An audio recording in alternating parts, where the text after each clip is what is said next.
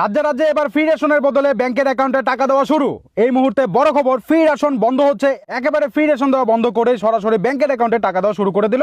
কোন কার্ডে কত টাকা করে দিচ্ছে? 500, 1000, 1500 টাকা। কোন কার্ডে কত টাকা করে দেওয়া হচ্ছে, কি কি করতে হবে রেশন গ্রাহকদের, কি কি কাগজ লাগবে। নতুন প্রকল্প চালু দেশ জুড়ে মোদী সরকারের, যেখানে ব্যাংকের অ্যাকাউন্টে রাজ্যে রাজ্যে টাকা ঢোকা শুরু হয়ে গেছে রেশনের বদলে। সমস্ত বিষয়টা জানানো হয়েছে, মনোযোগ সহকারে দেখবেন, ভিডিওটিকে প্রচুর পরিমাণে শেয়ার করবেন, সবাই যেন জানতে পারে আপনার কোন ধরনের রেশন কার্ড রয়েছে। অবশ্যই জানাবেন কোন কার্ডে কত টাকা আপনি পাবেন এবং কি করতে হবে। চলুন সমস্যাটা দেখিয়ে দিচ্ছি, অবশ্যই লাস্ট দেখবেন, অন্যদের শেয়ার করে জানানোর চেষ্টা করবেন। দেখুন বন্ধুরা, বলা হচ্ছে রাজ্যে রাজ্যে রেশনে গরিবের চাল গম সরবরাহ বন্ধ করে দেওয়ার পরিকল্পনা করছে কেন্দ্র, আর সেটা বাংলায় ক্ষমতায় এলেই শুরু। এই প্রশ্নে উঠছে কেন, তাহলে কেন বন্ধ করছে, টাকা কেন দেওয়া হবে? দেখুন, কারণ মোদী সরকারের গড়ে দেওয়া একটি কমিটি এবং তাদের সুপারিশে বিভিন্ন রাজ্যে চালু হয়ে যাওয়া পাইলট প্রজেক্ট, খাদ্য মন্ত্রকের অতিরিক্ত সচিব তথা আর্থিক উপদেষ্টাকে চেয়ারম্যান করে তৈরি হয়েছে 13 জনের বিশেষ কমিটি। সদস্য হিসেবে রয়েছেন বিজেপি শাসিত গুজরাট, উত্তরপ্রদেশ, ছত্তিশগড়, পুদুচেরি খাদ্য সচিব, আছেন রিজার্ভ ব্যাংক অফ ইন্ডিয়ার এফসিআই এর প্রতিনিধিও। তো এখান থেকে বুঝতে পারছেন, RBI, reserve bank of India এবং এফসিআই এর প্রতিনিধিরাও রয়েছে। পাশাপাশি এই সমস্ত রাজ্যের খাদ্য সচিবেরাও রয়েছে।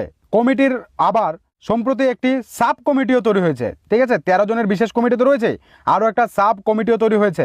কিভাবে রাজ্যে রাজ্যে গণবন্টন ব্যবস্থার পাশাপাশি কেন্দ্রীয় সরকারি প্রকল্পে ডিরেক্ট বেনিফিট ট্রান্সফারের কার্যকর করা যায়, মানে ডিবিটির মাধ্যমে কিভাবে এটা কার্যকর করা যায়, রেশন বন্ধ করে তাদেরকে সরাসরি টাকা দেওয়ার। রেশন গ্রাহকদের জন্য চালু করা যায় সেন্ট্রাল ব্যাংক ডিজিটাল কারেন্সি, ঠিক আছে, সিবিডিসি যেটাকে শর্ট ফর্মে বলা হয়, ইত্যাদি 7টি বিষয় নিয়েই কমিটি করবে আলোচনা। তৈরি হবে রিপোর্ট, পৌঁছবে প্রধানমন্ত্রীর দপ্তরে। ঠিক আছে, সেই রিপোর্ট প্রধানমন্ত্রীর দপ্তরে পৌঁছবে, জমা পড়বে ক্যাবিনেট সেক্রেটারিয়েটে। ঠিক আছে, তো এই সমীকরণেই চাল গমের পরিবর্তে রেশন গ্রাহকদের ব্যাংকের অ্যাকাউন্টে সরাসরি খাদ্যশস্যের দাম দেওয়ার তোড়জোড় শুরু করেছে কেন্দ্রীয় সরকার।